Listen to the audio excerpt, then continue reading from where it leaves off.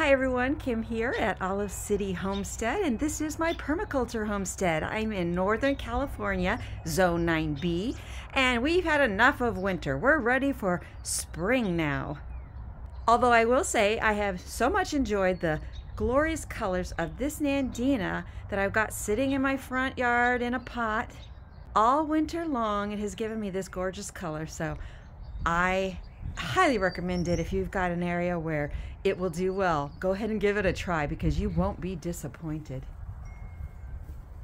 First sign of spring around here, definitely the daffodils. Such a bright and cheerful color. I just love it.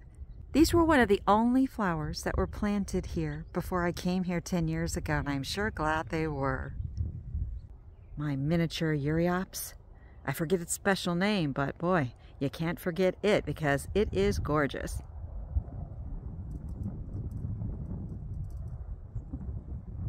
Strawberry tree blossom still looking beautiful. Look at that. The rosemary is blooming so pretty. Blowing in the breeze, and boy, does it smell wonderful. And looky here, my first fruit trees are blossoming. These lovely blossoms are plueries, which is a combination of a plum and a cherry. And yes, they are as delicious as they sound like they might be. This is a very young tree, but it is full of blossoms, and I can't wait to enjoy its fruit in just a few months. I see something else about to bloom. My absolute favorite fruit of all. Can you guess what it is? Nectarines.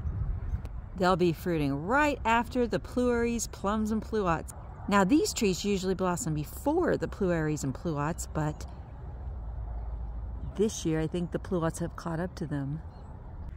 Some of the massive trunks of my over 100-year-old olive trees. Hi, Coco. People have been asking me to show a little bit more of the olive trees, so I will occasionally. Right, Coco? This is another sign of spring, really. Pruning the olive trees, gathering firewood, because there's no end of wood around here. One of the cages in my olive trees. What's it here for?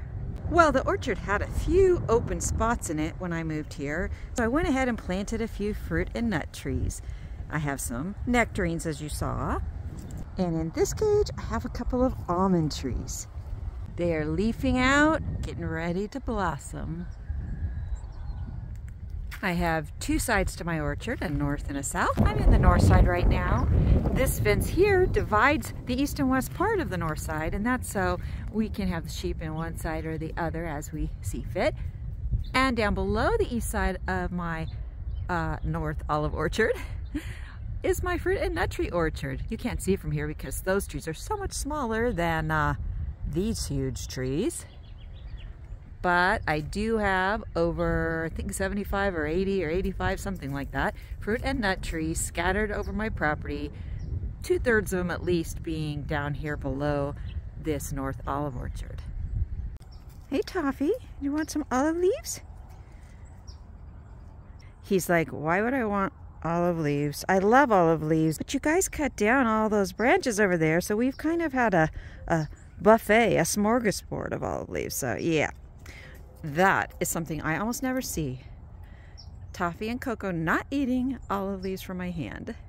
Hey Toffee, you want to say bye? Bye Toffee.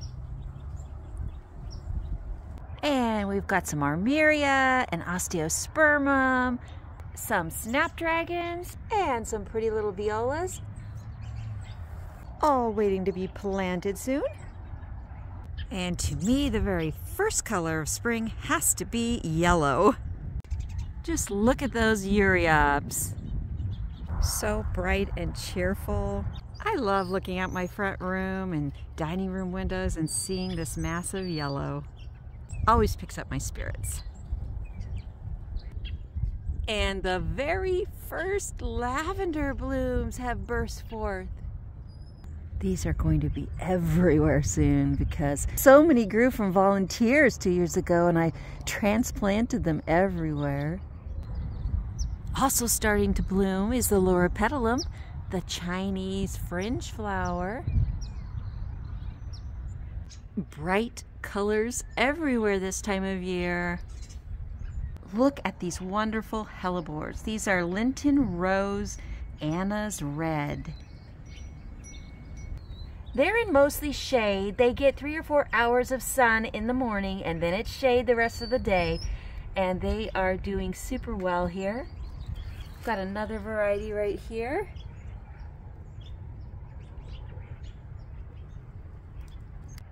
Now this tree is my witch hazel, Hamamelis vernalis, and it blossoms in February and March. I just got it last year, so it's still in a pot because I've been moving it around trying to find the perfect microclimate, and I have found it, so I am now going to plant it in the ground. It also has gorgeous green leaves, big and interesting, and in the fall, oh, they turn wonderful autumn colors. And then in February and March, you get these fascinating, gorgeous blossoms on the bare branches. Just look at that. So glad I got this tree a year ago.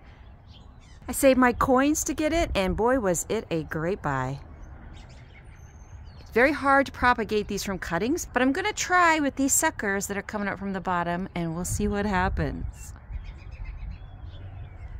Thanks for joining me today, everyone. I hope you are enjoying spring or fall, depending on where you live in the world. And remember, you can create the garden and the life that you want. So why not start right now? See you next time, everyone.